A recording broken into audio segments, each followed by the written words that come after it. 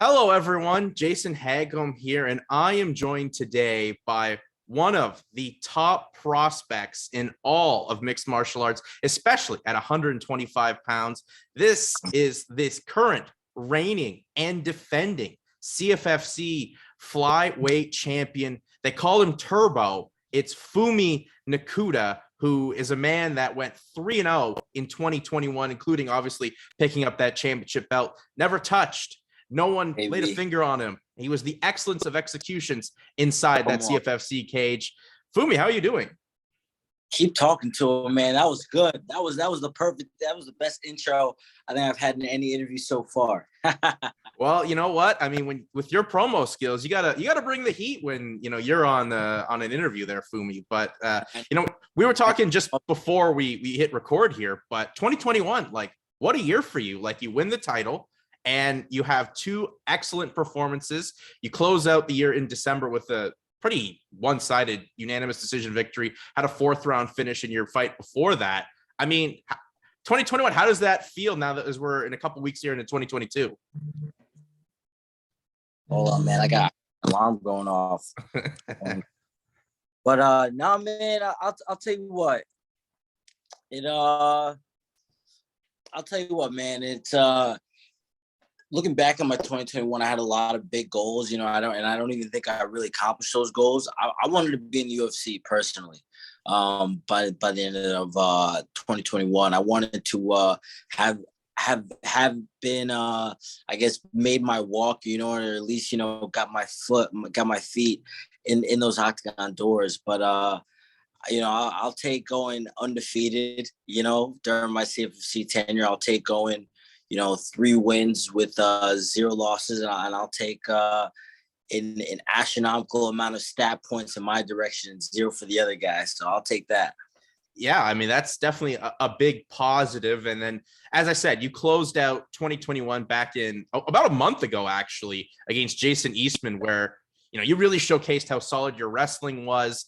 And in that third round, you really let your hands go, even hit the John Cena, you can't see me in there on that. But I mean, how do you feel right now? Like, your game just continues to grow each and every performance. Yeah, man.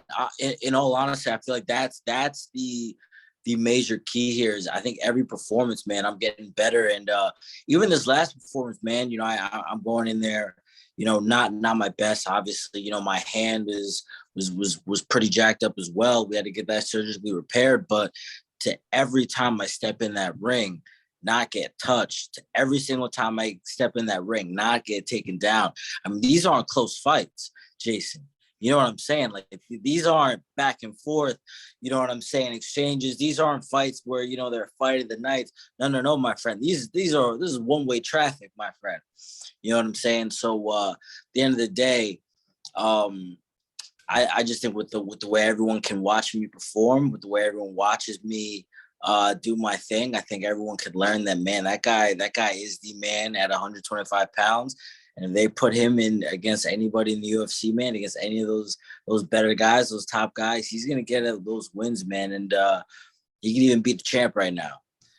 Well, you keep calling your shot. And I mean, we'll get into your promo skills. You're obviously, when you get the mic in your hand, you definitely rock with it, and even on social media. But you mentioned the hand. How is the hand, Phumi? Like, when can you get back into training? Yeah, so we just got the cast on 2 weeks ago. It'll be I think 2 weeks as of Wednesday. So we'll have another 4 weeks in the cast. It's a standard 6 weeks for the break. It's standard, healing. And just a couple weeks of rehab from there. So I'm not really sure on the time frame, but look, man, I'll tell you what. Last year, I didn't end up fighting from March all the way until October. Mm-hmm. When I was healthy, training, working as hard as I possibly can. This little 6-week injury, we probably won't have as long of a layoff as that, man. You know what I'm saying? So we'll be all right. Well, I mean, I think everyone is excited for when you can get back out there. But when did you break the hand? Was that in the third round, or was this a kind of pre-existing injury that got worse in the fight? Yeah, I mean, look, man, We had a whole bunch of things going wrong during the fight. You know, one part of the weight cut as well, which was, I mean, that was affecting me early on. And then, you know, that was actually why we ended up striking later on in the fight. We wanted to strike earlier, but you know, you got to do what you got to do. But, you know, then once I was finally able to start showing off my striking skills, I'm able to start, you know, getting my jab going. I'm able to get the overhands going. I'm, you know, able to sit there and tell him he can't even touch me. You know what I'm saying? Like, I land that overhand right, man, and I feel like something go through my hand, and I just know, yeah, I think I heard it. You know what I'm saying? So at that point, I was like, all right, instead of throwing hands and maybe getting hit or maybe getting kicked or playing it dangerous, I'm gonna just continue to never get hit, never get touched, never be taken down. So that was the way that went. Well, I mean, that's the way it did go, and that's how you closed out your year. And it was a big year, not only for you, Phumi, but I thought as well for CFFC, because I mean, this is a promotion that continues to grow, continues to put out solid fighters to whether they go into the UFC or a Bellator or wherever they may be. Like, CFFC continues to be one of the more enjoyable products to watch on Fight Pass, but just the growth and the talent, and like each show keeps getting better. 100%, man. No, CFFC is the place to be, man. And I think Rob Haydak runs a great show. You know, he's got a great crew of people that are around him that run a great show around him. You know, Arias, he's a good matchmaker. You know, he tries to make the best matches he can make. Yeah, man, and I love the atmosphere. You know what I'm saying? You go and fight there, man. You really feel like, you know, you get that big fight feel. You know what I'm saying? Especially now that I've been in the main event a couple of times, I defended this belt. I know what it's like to sit at the top of the CFFC mountain, and it's pretty cool, man, because it kind of feels like there's a little bit of a target on your back. You know what I'm saying? It's not like some of these other regional promotions where you kind of have the belt and no one really cares. People want that CFFC belt because they know with that comes UFC Fight Pass and maybe even a UFC contract. Fact of the matter is this. I hold this UFC belts or the CFFC belt. So one of those things is coming soon for me.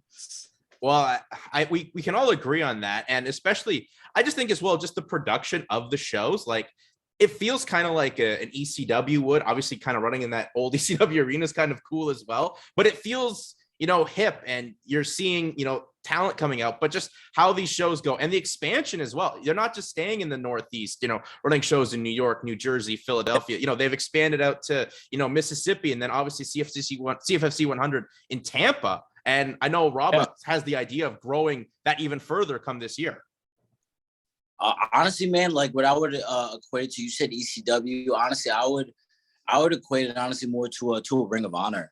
You know what I'm saying? Like in their prime, like in that like 07, you know, like 05 area where they kind of had, you know, a lot of good wrestlers, and they were sending a lot of the best guys to the major shows. And it got to the point, man, when you started looking around in these major shows, you start saying like, wow, like, all right, that's a Ring of Honor wrestler. That's a Ring of Honor wrestler. Oh crap, man, these guys are pretty good as a company. You know what I'm saying? I think in a couple years time, you know, we're going to start looking at the UFC and we're going to start saying, oh man, that's CFFC champion. That's another CFFC champion. Oh man, I saw him. He had a couple fights CFFC. They're gonna be looking at me and saying, "Oh man, that guy was rocking the microphone next to CM Punk." You know what I'm saying? Like, there's a lot that comes with that show of being on CFFC now, and like you're saying, it's kind of cool, it's kind of hip, but at the same time, the fights are good. Yeah, and I most. Yeah, the fights are very exciting. Like, you can put on a CFFC show and it'd be like 2 hours, but you weren't bored in any single second of anything on those shows. Even the amateur fights on the Facebook prelims are always like dynamite as well. How do you think I'm always trying to do commentary on those Facebook? Man, those fights are balling. Yeah. Well, I mean, you also kill it out there, but you know, you made the comparison to Ring of Honor. I think that's a good one. And I guess, you know, if we're going to compare CFFC to Ring of Honor, who would you compare yourself to in that Ring of Honor stable on that roster back in like the time frame from like 05 through 08, where it was this hot, you know, indie, but really was taking that next step towards a major promotion. And as you said, the talent was so deep, but who would you compare yourself to? You'd have to put me at that at probably like that Bryan Danielson role. You know what I'm saying? When he was the champ. And he was just, you know, putting on just technical master classes every time he went out there and competed, man. You know what I'm saying? I think you put me against there, you know what I mean, with a guy like Alberto Trujillo, tough as nails, I could show how tough I am against that guy the same way Bryan Danielson could against his guys. You know what I'm saying? He could brawl with the best brawlers, strike with the best strikers, grapple with the best grapplers, and I'm doing that too in CFFC. I'm saying I'm the Bryan Danielson of CFFC. I think that's a fair comparison. I'd maybe sprinkle in a little bit of like homicide in there as well. I'd maybe throw that. Right. I'll sprinkle a little bit of there, but I mean, the technical masterpieces is definitely Bryan Danielson. Yeah.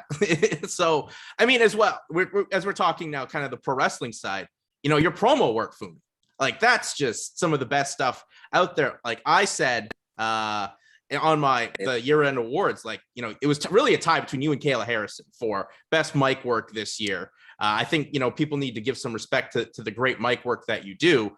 Like, where did this come from? Do you like watch old promos before the night before a show or something like that?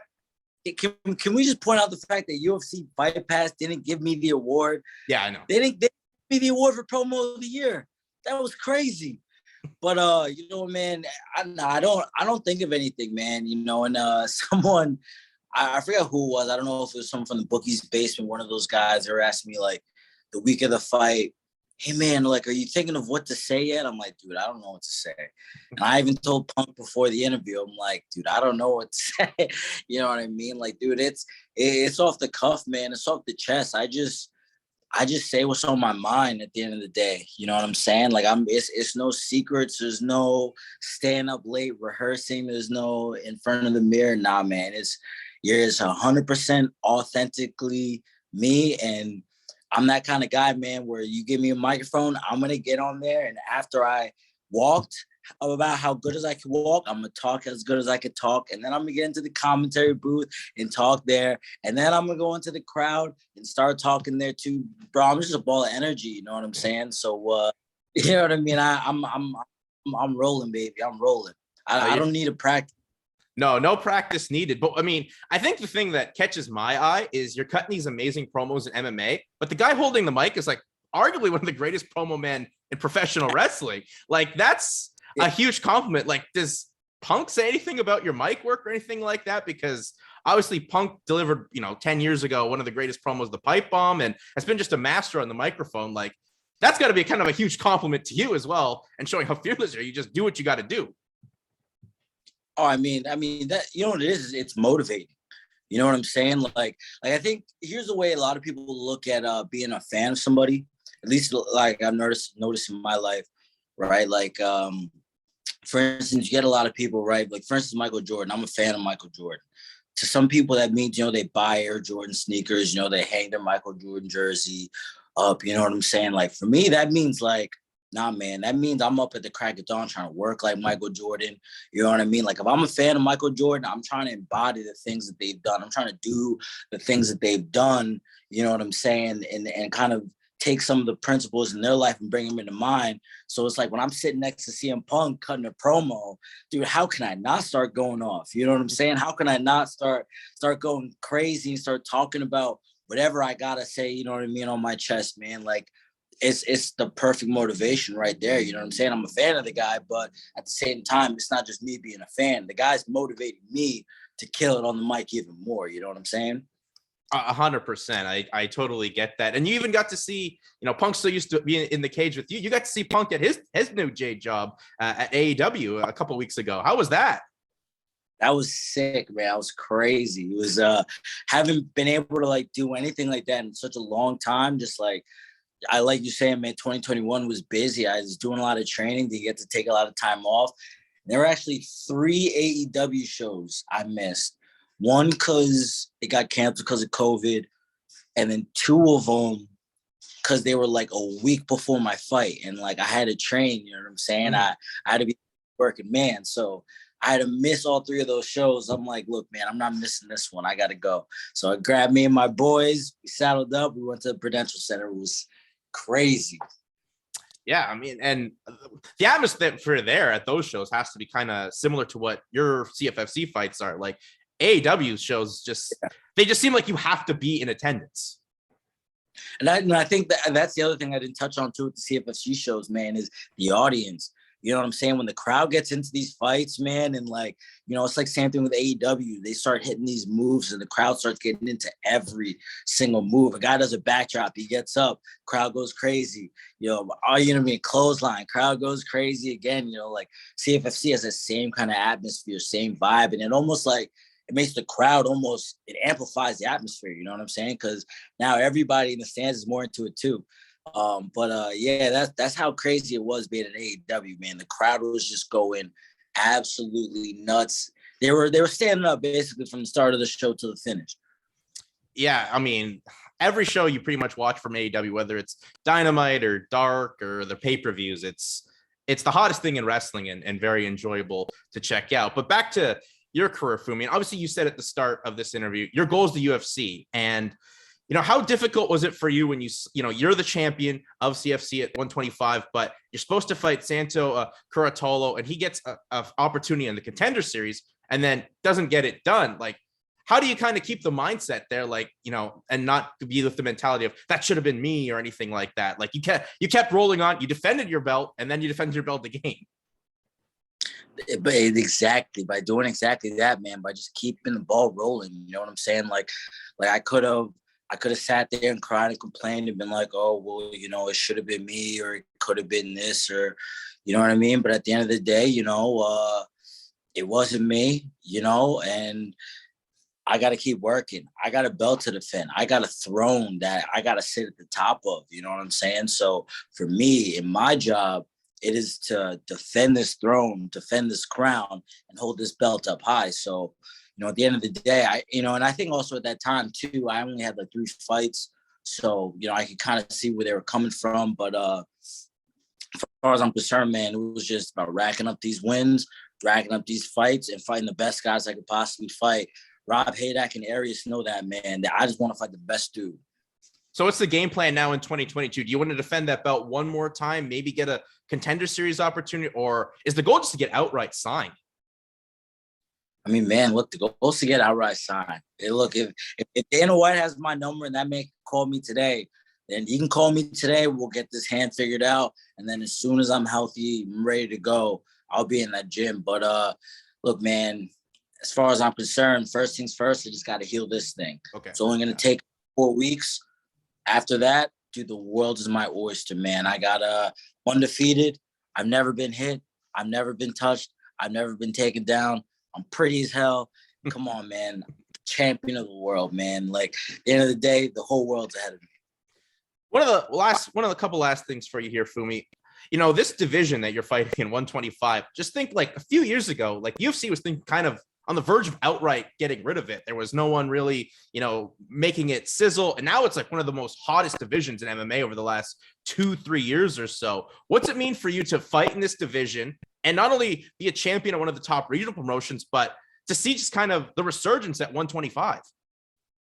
Yeah, man. And dude, I can't wait to be part of that resurgence. I think that's the thing. That's what lights the fire underneath me. You know what I'm saying? Like, it's because now everybody's talking about 125 and now everybody wants to fight Figueiredo, and now everyone wants to beat Brandon Moreno, and everyone's talking about Manel Cape and all these guys that have been around the bunch for way too long. And I'm just trying to be here and introduce some new blood into the mix. You know what I'm saying, Jason? I think at the end of the day, man, like, it's interesting. I'm watching these guys, and don't get me wrong, I think they're good, they're great. But there's a lot of guys in the UFC that I know are beatable. You know what I'm saying? And especially at 125 pounds.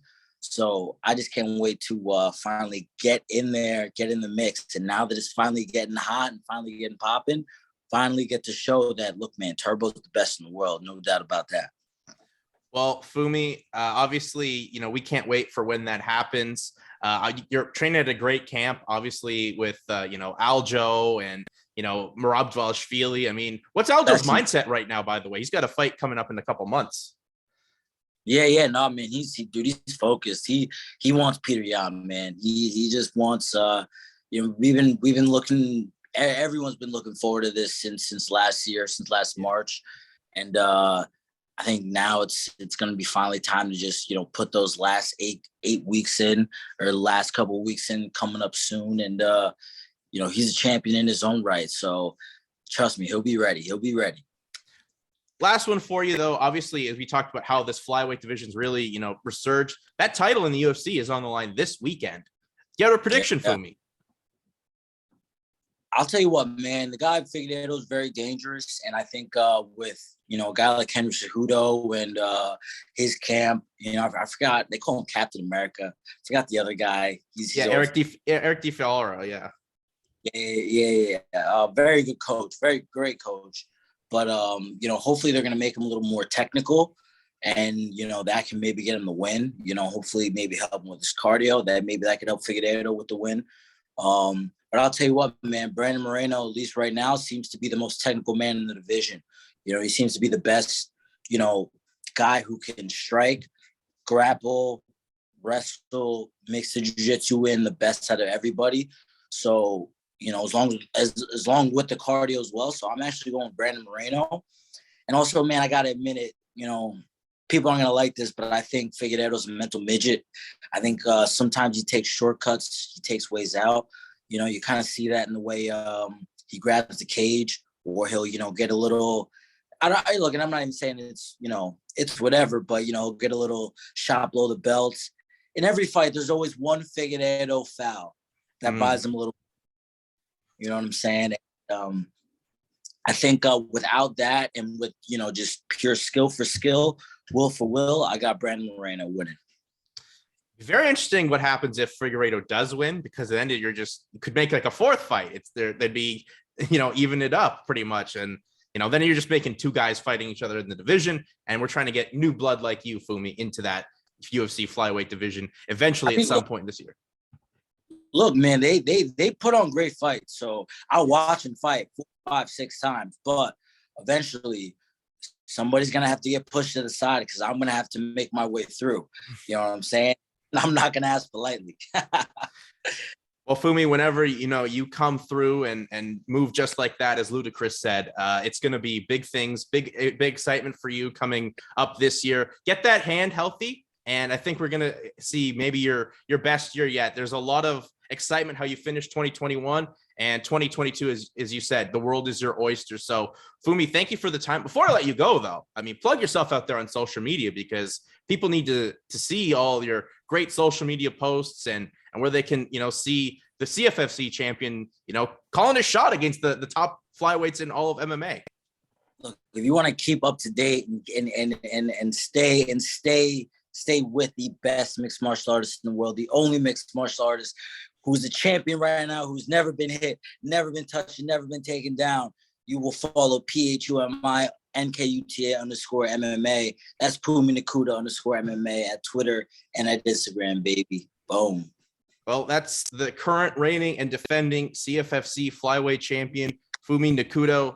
As he would say to his opponents probably as well, survive if he lets you, and we'll hopefully get to see him come back at some point towards the spring of 2022. Phumi, thank you for your time, and best of luck as this year continues.